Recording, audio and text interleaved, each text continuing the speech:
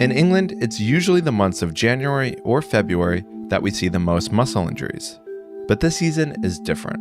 It's only early December, and players are already dropping like flies.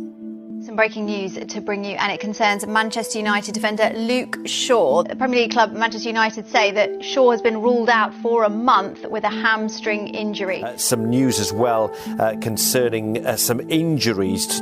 First of all, to Thomas Partey, who's been suffering with a left thigh injury. How's Ziyech? Hamstring, felt it go, so we'll have to find out what degree it'll be over the next couple of days. It seems it's almost impossible to watch and discuss a game without talking about the injury status of both teams. And by the end of the game, there is almost always another player or two who's pulled a hamstring, strained a calf, or hurt their groin. While injury statistics are hard to track, according to the website premierinjuries.com, injuries in the Premier League are up more than 20% compared to last season. It may be one of the biggest factors in determining this season's champion. Explain to me why there's 20-30% more injuries this season. I can't explain exactly, because you can't. You're not a sports science, you don't know. My point is this. Today we ask, why are injuries on the rise, and how are clubs coping with them?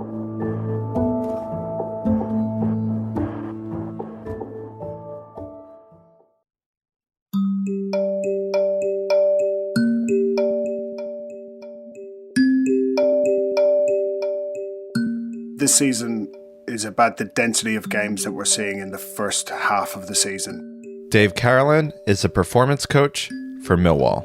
The league of trying to cram in as many games in as short a period as time to leave the second half of the season free should there be any subsequent lockdown of the league. And that provides real challenges to make sure that we keep players fit and available and performing.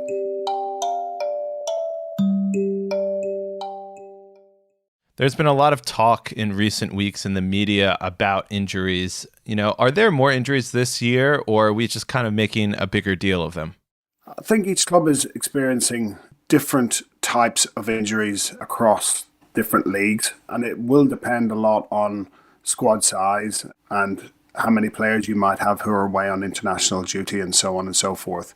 So with training, we're probably seeing less training. We certainly had shorter pre-season, we had a shorter close season. But when players generally get into the run of playing games, as long as we can get them to that point where they've got 4 or 5 games under the belt and they begin to get into a rhythm, then we don't have too many problems.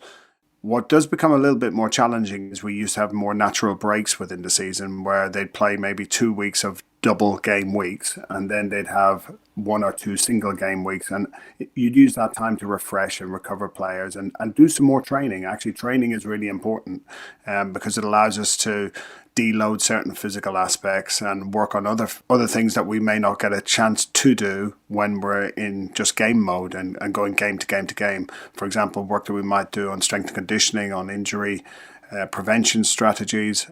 So that's been a real challenge, and because games by their very nature are very much the top end of the spectrum of physical activities that players are going to do, it takes the most out of them. And when you start looking at positions, you start seeing that explosive players, forward players are doing a lot more high intensity actions, high speed running, sprint distance in games, and they're getting shorter periods of recovery between those. It's not a surprise that we're starting to see some players breaking down through whether it's fatigue or just overexposure to back-to-back games. Before we get to some of the things that you just mentioned, I want to look specifically at your team. According to a recent article in The Athletic, 4 out of 5 of injuries at your club have been muscle injuries. Are those higher than you would typically expect at this point in the season? And, do you attribute that to the schedule? We don't necessarily look at that as being down to the schedule. Some of that comes to individual players and how they play and how they prepare, and as well as that, it's their experience and their maturity. So we have some players who maybe are a little bit younger, and therefore they're being pushed at a level of physical expression that's really outside of their norm. So that's certainly a challenge. But in terms of overall amount of injuries, it probably is a little bit higher than we'd like or expect. But really, up until the start of the second international break, we were pretty good. And what we found is, which happens every year, you suddenly get a change in, for example, temperature, in playing conditions. You're going through periods of very high density of games, then an international break where it comes right off and back into a very high density of games. And that provides a challenge as well. So getting that balance is difficult. You kind of alluded to it earlier, but do we see kind of more injuries for certain players or at certain clubs, whether it be position, age, or the strength of a club? Do injuries happen to certain people more often, I guess, is what I'm asking. And who would those people be? Well, certainly one of the key elements we know to players getting injured is them having previous injuries. So if you've had a previous hamstring injury, the likelihood of you getting another hamstring injury in the same muscle is higher. So we know that, and therefore we put programs in place to try and mitigate that risk of that happening in the future. But certainly if you look at the most demanding aspects of the game, are going to be those explosive actions, the high-speed running, pressing. So for certain positions, they become the actions which put them at risk. So that's your forward players who might be doing an awful lot of that. We're seeing obviously a lot more teams now playing with back fives, with wing backs. So they're doing an awful lot of high-speed running. And again, without having time to recover between games, or enough time between games, and that density of games, it's a real demand on them to keep churning out the numbers that are expected. When you then go to other positions, maybe more defenders or defensive midfielders, where they might be doing a lot more duels, blocking, tackling, those type of contact injuries, again, you're just being exposed to more of them more often. So again, where you used to have that natural break between periods of the 2-game weeks and back in single game weeks, that hasn't existed for this early part of the season. We're now in game 16. We'll be probably, by the time we get to Christmas, 1 or 2 games down of where we would be in a normal season. Yet we've lost 6 weeks of the season. So you can see where the issue is.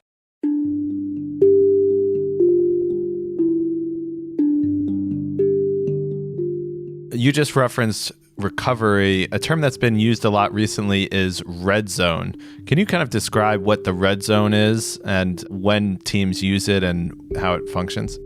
Yeah, red zone actually dates back to the late 1990s, when we were only using heart rate monitoring as a measure of physical demand in training or in games. So we used to look at this red zone, which was above 80-85% of max heart rate, and how long players were spending in that.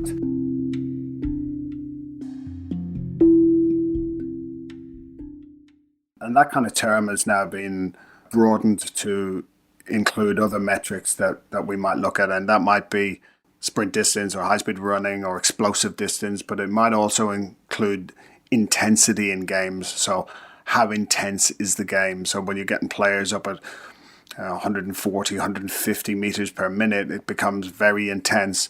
And because at games now we've got multi-ball around the pitch, so players can pick a ball up and throw it on again. So there's none of those natural breaks that you used to get. Maybe if the ball went into the crowd, people just run to the next nearest ball, throw it on. And so we're starting to see that the ball in play time is certainly starting to get a little bit longer. And because when the ball's in play, the physical expression of the players goes up, that creates its own demand as well. So certainly red zone is something which can be applied to any of those things, and it's hard to determine really what each club might look at it as being. They might be looking at it intensity, or they might be looking at those kind of explosive high speed sprint metrics as well. How do you approach the red zone? And, in your conversations with Gary Rowett, when do you get concerned about a player entering the red zone or getting close to it? So we look at parameters that we have for players across the season, and we use live monitoring at games and a training to make sure that what are we seeing from this player right now, or what have we seen from them in the last short period of time, be that 5-minute, 10-minute, 15-minute blocks. And then we're always referencing that to benchmark data that we have across different types of KPI. So as we're going through the game, we're able to tell whether this game is of high intensity, it's of a standard, whether the player has just been through a block of doing an awful lot of work, because players will naturally pace themselves in games, and teams and matches will naturally pace themselves. We see that. And certainly for the guys who are doing the really, really demanding parts of the game, they become a little bit more riskier as the games get closer together. So we're looking at what was the last game or last period of games. Have they been really at the top end of their demands, or are they someone who can cope? And we will make a judgment as a group of staff whether the player is fit to start. And if they are fit to start, are they fit to finish? Or will they need to have a certain kind of time period that they'll need to be used for? Because we do have 5 substitutes, so we can rotate people if we need to. And then we'll provide all of that information to the coaching staff. And it's up to them to, effectively go on the information that we provide and make their informed decisions. And those informed insights come from a lot of people bringing together a lot of information, data, analyzing it in real time and providing that information into the coaching staff. But just to kind of put it into reality a little bit, let's say you had a game against Blackburn this past week. Can you, in the 70th minute or 60th minute, see that one of your players is maybe a little bit fatigued, or he's not running as much as maybe he has in previous weeks, and think, okay, maybe we need to take him off, or maybe he's kind of entering that red zone? Yeah, we're certainly able to see from the very start of the game what the pattern of the game is looking at. So the Blackburn game was very, very intense, especially the first half was one of the highest we've seen this season. So we're then very careful to keep an eye on players through the second half. And what was noticeable was there was a drop in pace at the start of the second half for both teams. They probably had taken a breather and realised, okay, there's not going to be the capability. I think even their manager said afterwards, it was kind of a jaded performance from their team. But yes, we will be looking throughout the game, and there will be constant communication between the different groups, whether it's performance to medical or performance to coaching or medical to coaching, where we're using our communication to really get to a point where we think, is this player at risk for the next period of time, or do we think he will be able to pace? We'll communicate with the players, make sure they're okay. We've got eyes on all of the players all of the time. We've obviously got technology telling us what they're doing, but we're also looking at the game as a whole, so you can have periods where you will come out of possession, you might just be in a shape and not particularly pressing, and players can almost use that pacing and staying in formation to recover, which sometimes then gives them that breathe that they can then go again. If you come down here and just to have a go at the broadcaster, it doesn't go anywhere. It's not going to change anything. I don't have to go at the broadcaster. I just say how it is. You said 12. Yeah, 12 after Wednesday. After Wednesday, Saturday 12:30 is really, really dangerous for the players. That's why you don't do that often. You also said the broadcasters don't care, and that's the problem. It isn't the problem. You talked about recovery a moment ago. Something that's been really hot this week has been talking about Jurgen Klopp and his interview with BT, where he said that they have essentially less than 72 hours between their 2 games, and that affects recovery. What happens if players only get 72 hours or even less than that to recover? What does that really mean for output and performance? Well, as I said previously, the biggest demands on the game are those high explosive actions. And if you're a team like Liverpool, who have generally relied on that through the gegenpressing and things like that, those demands are regular and often through the game. And to give the players the best chance of performing and recovering, you want as much time as you can get. Now, notwithstanding that successful teams are obviously what broadcasters potentially want to have available to be able to show to their audience, and that might mean that they lose 4 hours, and 4 hours recovery might just be the difference between a player getting out onto the pitch, being able to perform and get through the game, or a player getting onto the pitch, being compromised, and potentially that risk goes up. Now, I don't think anybody at this stage, to my knowledge, has quantified how much more risk there is, but certainly there has been research done which shows that teams with less recovery time win less. Are you a fan of football today? Then why not support the show and sign up to our new Patreon page? You'll get access to bonus episodes, full interviews, and extra content. Just go on Patreon and search Football Today. Now, back to the episode.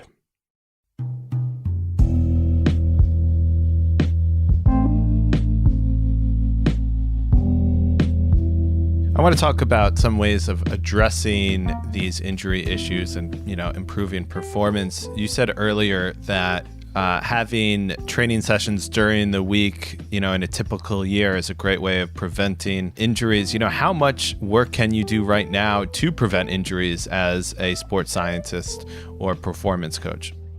Well, we use every opportunity we can get, which is at the moment after games, ensuring that the players who don't play or don't play significant minutes get exposure to those elements which are the most demanding, to ensure that they're almost bulletproof to those.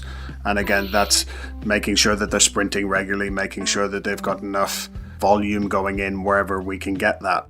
We try to be as innovative and as clever as we can, so we will take other equipment with us to allow us to do other strategies to ensure that players are strong and are fit and are at the required level.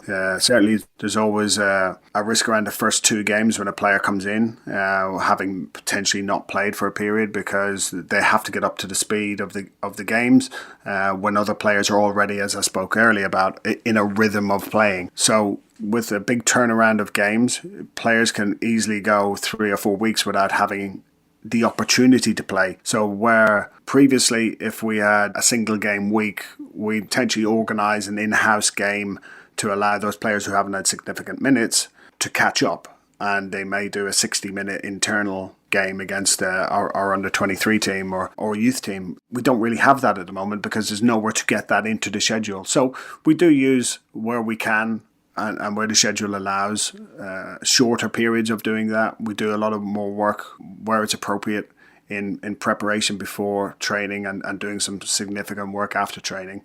And to be fair, we're fortunate. We've got a really good, compliant group, who get on with the work. They know it's important. We've tried to educate them, and certainly Lawrence Bloom, who the performance team at Millwall, has had a good program of delivering that in the past. Are there any alternative ways of kind of addressing this? I know cryotherapy has been an in vogue thing for a number of years. I've read that anti-inflammatories like turmeric and omega-3 are kind of big right now. Are there any other ways or innovative ways you guys are trying to get around that? Well, we look at all different types of modalities, whether they're nutritional, whether they're passive, whether they're active recovery methods, whether they're using garments, whether they're using technologies like Normatec or recovery pumps, or they're using massage, or we're basically trying everything at this stage. Actually, cryotherapy is one of the things we can't really use at the moment because that's not allowed. So most clubs are not able to use cryotherapy, but we put on a full range of different recovery modalities. And that starts straight after the game, where it's nutrition and hydration based, and we're straight into passive and active recovery methods. And then we're encouraging the players on days off, or even when they're traveling back on the coach, to remain active and get out and do things. We try and use the time pre-training and post-training to do additional work as well. We've got staff who are doing so much work in terms of soft tissue work. So we have a full spectrum and range of different ways. And of course, some players like certain things. Some players like massage, some don't. Some players love going into ice bath, others don't. And I think what's important for us to do is almost give them that smorgasbord of options. How do you want to recover? Here's some that we need you to do, and here's others that we're advising you to do. Something else you mentioned was having 5 subs. Now, obviously in the Premier League, that's only 3 subs that clubs can use, and that's been a big topic of debate. Have 5 subs been helpful for you in the Championship? How beneficial is 5 subs versus 3? I think there's a few things to the 5 subs coming in which prove advantageous to some clubs and disadvantageous to others. So if you've got a big squad and it's a big squad full of quality players, having more subs is a real benefit, because you've effectively got far more things to be able to throw at an opposition. You can change practically half of your team. Effectively, you could totally change your tactics if you want to do in a game. And you're replacing quality with similar quality. So those big squads like Norwich, like Watford, who've got a lot of players to pick from, will benefit from that point of view. When you come to a club like Millwall or some of the other clubs who may have smaller budgets, smaller squads, it provides more of a challenge, because if you are rotating players out, you're hopeful that the players that are coming in will be of the same level. They've had the same amount of exposure to games, so notwithstanding losing players through injury, which could reduce the options available to a manager, having a smaller squad and losing even the same amount of players as a big squad, it's got a bigger effect. I can see why in the Premier League some teams would prefer not to have 5 subs, because for the exact reasons I've spoken about, it just potentially gives a weighting to those bigger squads with more quality to be able to choose from them. But certainly within the Championship, we've got more games. We've got 8 more games than the Premier League do. Certainly the teams that are playing in Europe will have a similar amount of games, but in the Championship it's just more games. So the more subs was brought in to effectively preserve player health. And do you feel like it's doing that to some degree? I think we're now starting to see teams use 5 subs. So last night, I think both teams used all 5 subs. In our game, just looking across the other games that happened, you could see certainly 3s, 4s and 5s starting to become a little bit more regular now, just because we're into like 15th, 16th game of the season. So if we don't start to rotate teams and we don't start to rotate players and give them a break, we are really going into that red zone where we're just going to start overloading players, and really the element of risk of injury just goes through the roof. How much worse do you see this getting, over December and the winter period as more and more games kind of come up? Are you worried about that? I think this period we were in is the most challenging, because this is the densest period of games. After Christmas, while you get through the traditional Christmas challenge that the whole world knows that English football kind of plays the most games in the shortest period of time over Christmas. By the time we get to January, it settles down quite a lot.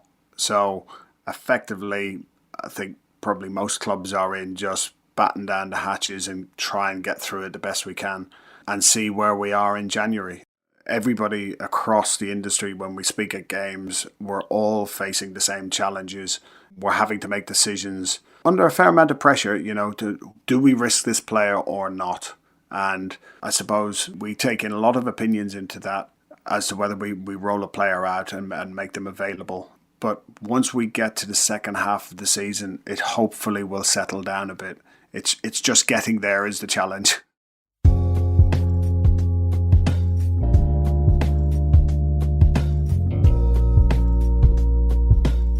If we look more long-term, could muscle injuries pick up even more in the future as some of these players kind of develop muscle injuries? I'm thinking of someone like Harry Kane, who once he got a hamstring issue, it seemed to kind of plague him throughout the ensuing years. Do you see that happening with players in the future?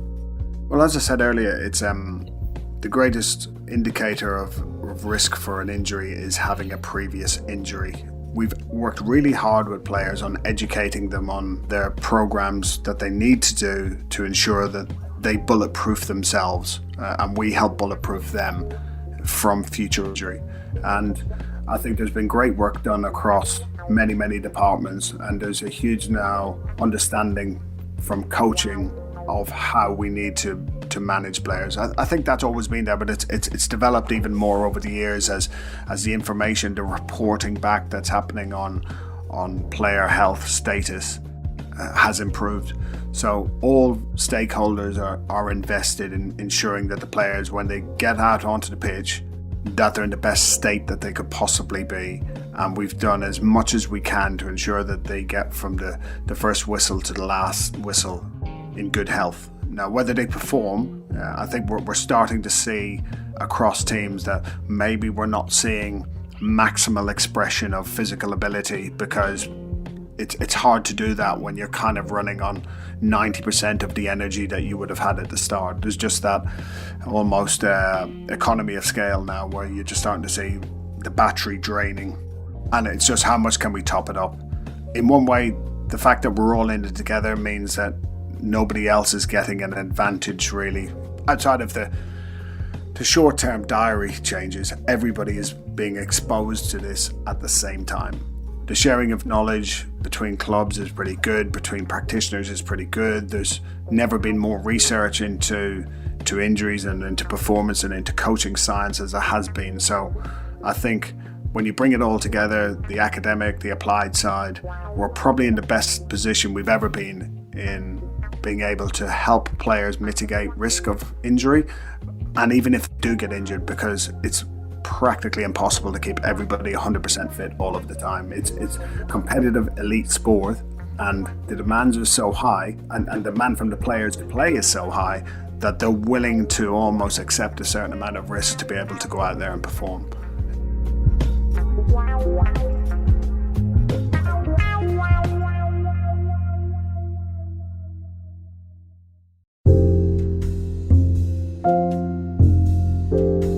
Dave Carolan is a performance coach for Millwall and has previously worked at Stoke City, Derby, and Birmingham City.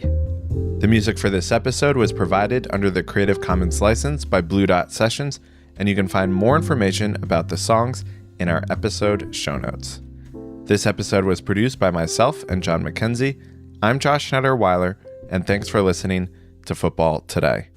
And before you go, if you're a fan of the show and would like to support us, why not sign up to our Patreon page, where you'll get access to full interviews, bonus episodes, and extra content. And if you can't spare the cash, please tell a friend instead. Thanks for joining us, and we'll see you next time.